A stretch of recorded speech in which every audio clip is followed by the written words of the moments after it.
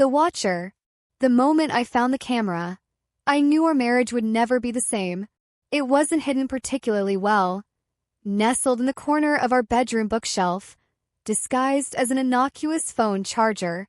I only noticed it because I'd knocked it while dusting, and something about the way it rattled didn't sound right. I examined it closer, my fingers stumbling upon a tiny lens no bigger than a pencil point. My throat closed up as I held the device in my trembling hands. How long had it been there? What had it captured?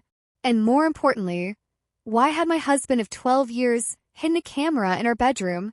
It has to be a mistake, I whispered to our empty house, standing frozen in our bedroom. Daniel wouldn't do this. There had to be some explanation. I considered calling him immediately, but stopped myself. If he was recording me secretly, I needed to know why before confronting him.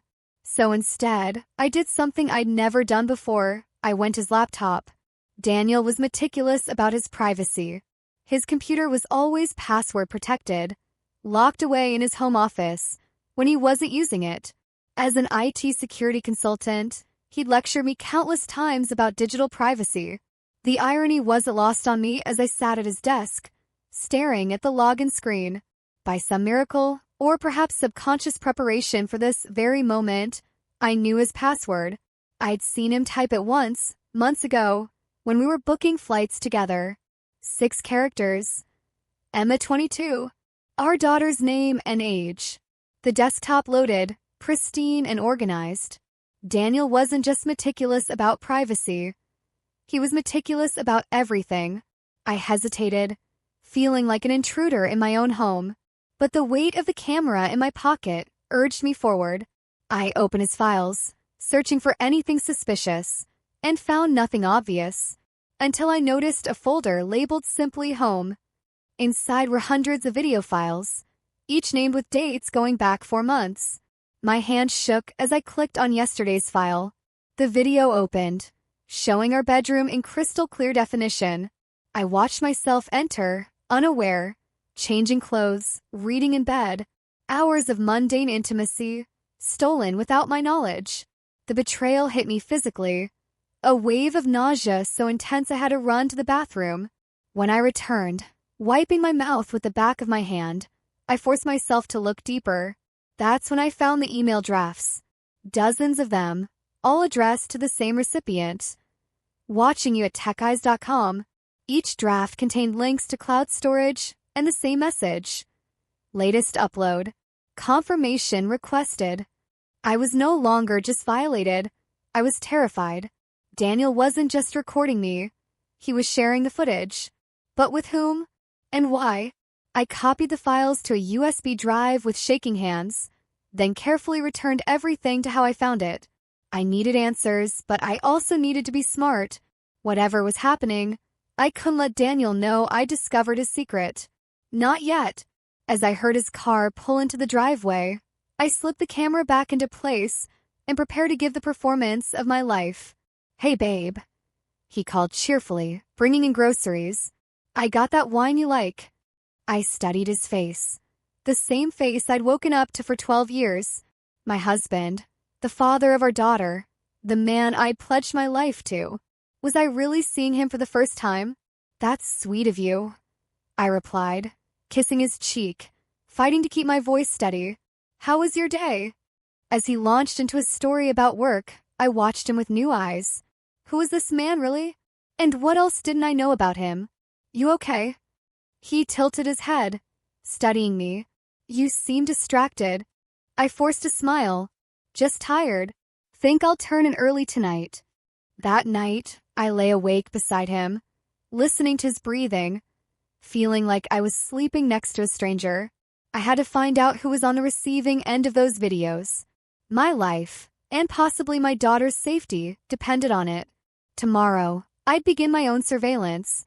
The watcher would become the watched. I waited until Daniel left for his 3-day business trip to Chicago before making my move. I had 72 hours to unravel his secret before he returned. First, I removed the camera from our bedroom and thoroughly searched the house, finding 2 more. One in the bathroom disguised as a wall hook, another in the living room hidden in a decorative clock. My skin crawled thinking about how exposed I'd been. I set up shop in his office, the USB drive plugged into my own laptop. I started with the email address. Watching you at techeyes.com. A quick search revealed Tech Eyes was a cybersecurity firm based in Boston, a competitor to Daniel's company. Was this corporate espionage somehow? It didn't make sense. I tried accessing the cloud storage links but hit a wall of encryption. I needed help, but who could I trust? The police? They'd want evidence of a crime. And I wasn't sure what crime had been committed yet. Friends? This was too humiliating, too confusing to share. That left one person, James, my brother, a computer programmer who'd never particularly liked Daniel. I called him, keeping details vague. I need to track an email and break into password-protected cloud storage. Can you help? And can you keep this between us? James arrived 2 hours later, eyebrows raised in my cryptic request, but asking no questions as he set to work. "This is serious stuff, Liv," he said, fingers flying over the keyboard. "Military-grade encryption. Whoever set this up knows what they're doing. Can you crack it?" He gave me a look. Given enough time, but there might be an easier way. "The email account. It's registered to a company, right? Tech Eyes." I nodded. "Let's see who runs the place." A few minutes later, we were looking at the company website. The About Us page showed a leadership team of 5 people. My eyes scanned the faces, stopping on the third one. "That's Rebecca Winters," I said, pointing at a striking woman with copper hair, Daniel's ex-girlfriend from college. James whistled low.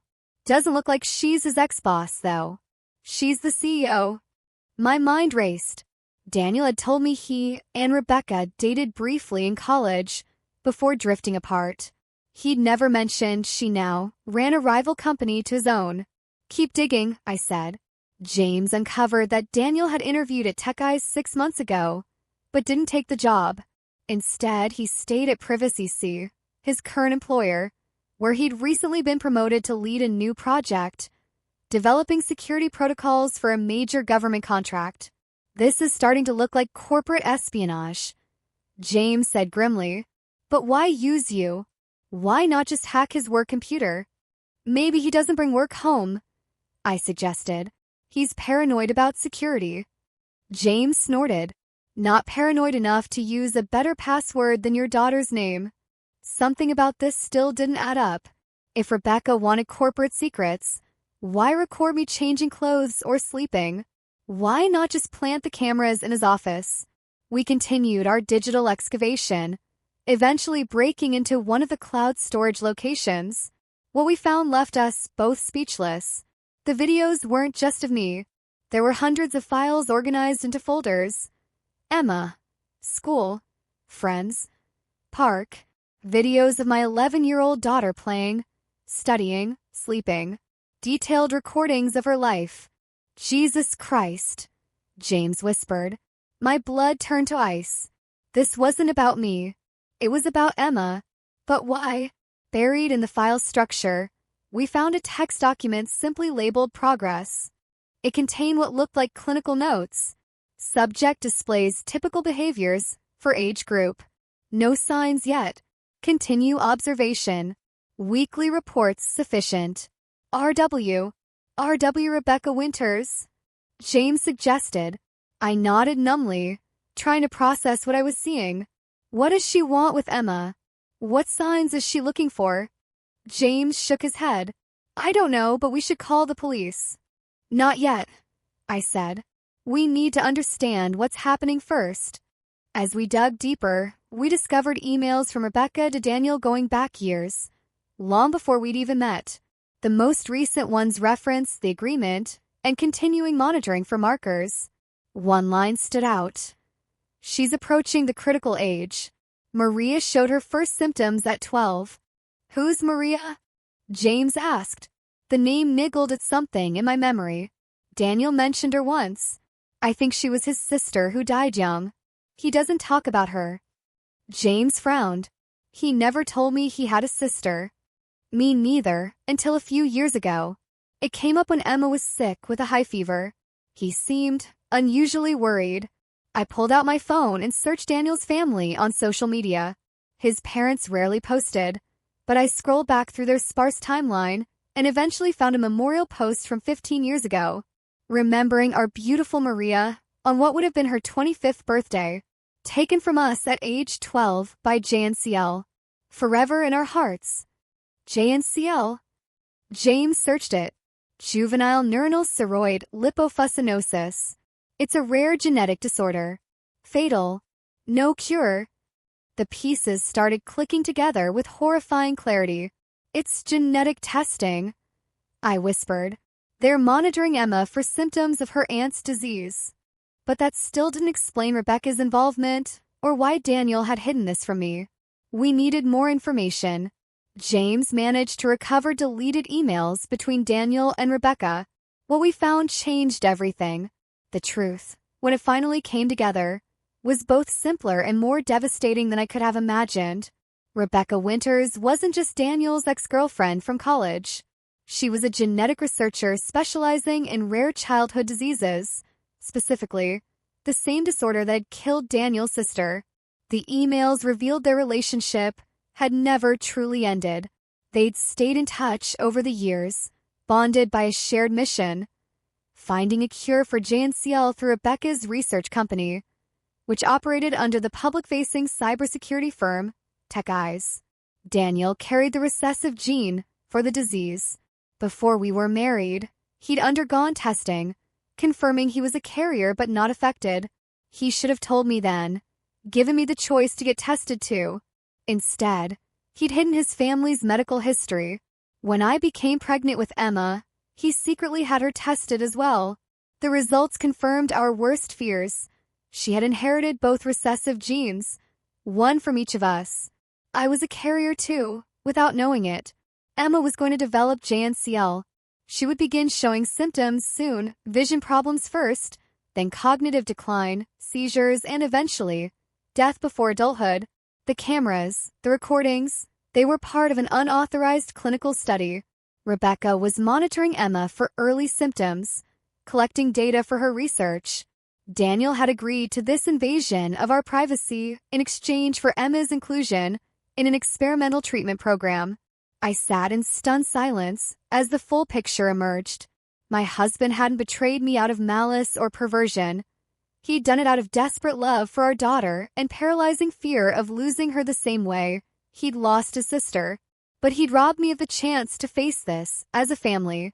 He'd made decisions about Emma's medical care without involving me. He'd violated our privacy and our trust. As the sun rose on the third day, I knew what I had to do. Daniel returned from Chicago to find Emma and me waiting in the living room, the 3 cameras placed on the coffee table between us. His face drained of color. "Liv, I can explain." "You already have," I said calmly, pushing the printed emails toward him. "Through these." He collapsed into a chair, eyes moving between me, Emma, and the evidence of his deception. "Does Emma have JNCL?" I asked directly. He flinched at the acronym. "How did you answer me?" He nodded, tears filling his eyes. The tests were positive. Both tests. Both. The prenatal screening and the confirmation test when she was 2. The timeline hit me like a physical blow. "You've known for 9 years? You've let me believe our daughter was healthy for 9 years while you've been preparing for her to die." Emma looked between us, confusion and fear on her face. At 11, she was old enough to understand something serious was happening, but too young to fully comprehend what was being discussed. "I was trying to protect you both," Daniel pleaded. "Rebecca's treatment could save her life.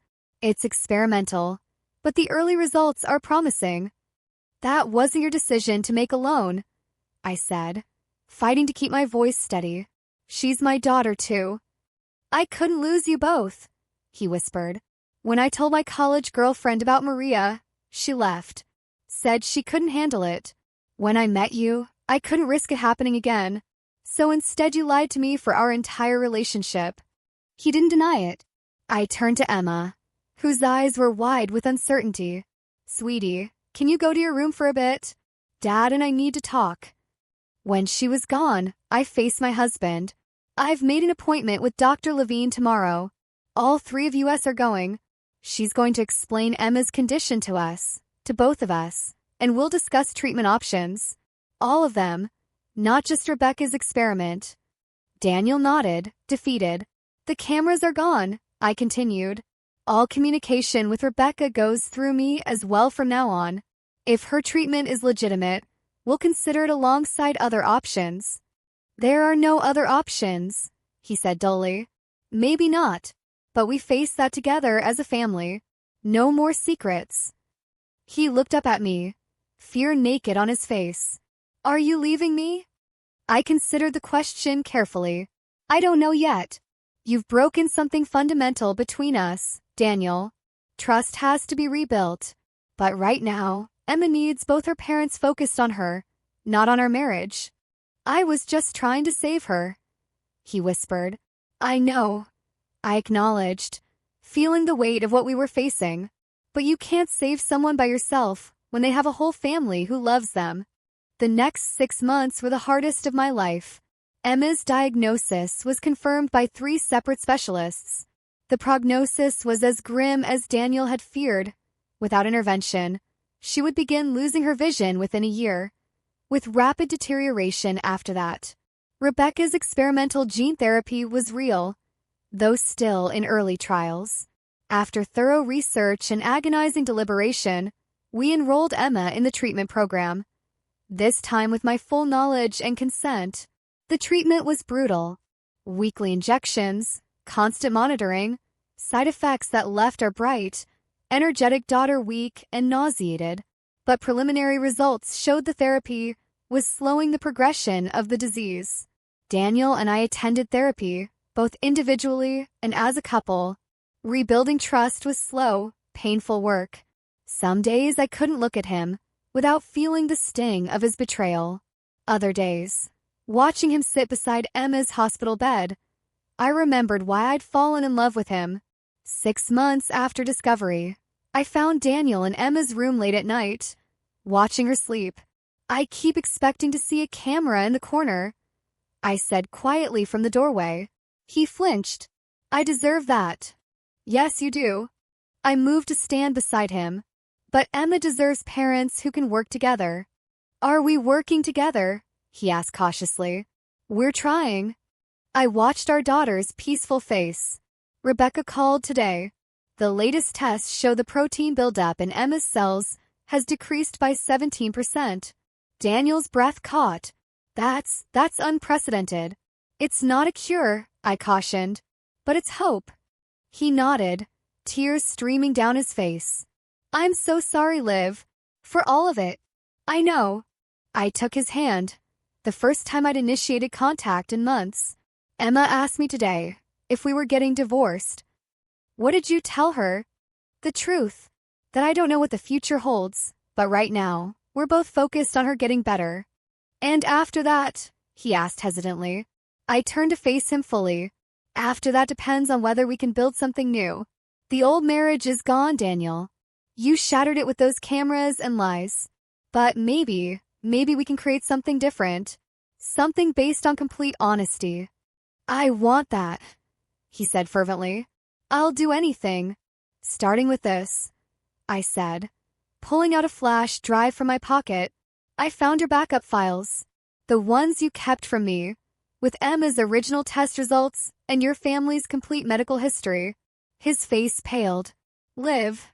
No more secrets. I interrupted. Ever. I've read everything already. I know about your father's early onset Parkinson's.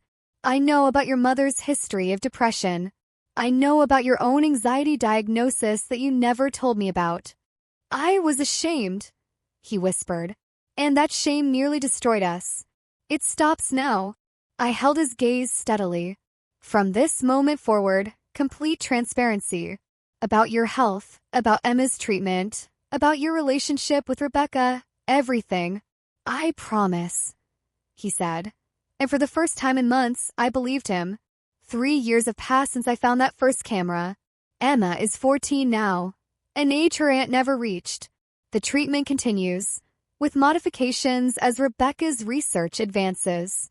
Emma has mild vision impairment, but has defied all prognosis by maintaining cognitive function and remaining seizure-free.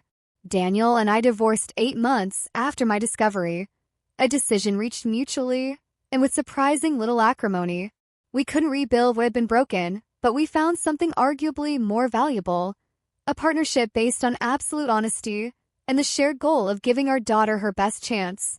We co-parent effectively, living in houses 10 minutes apart. Emma splits her time between us, and we come together for her treatments and doctor appointments.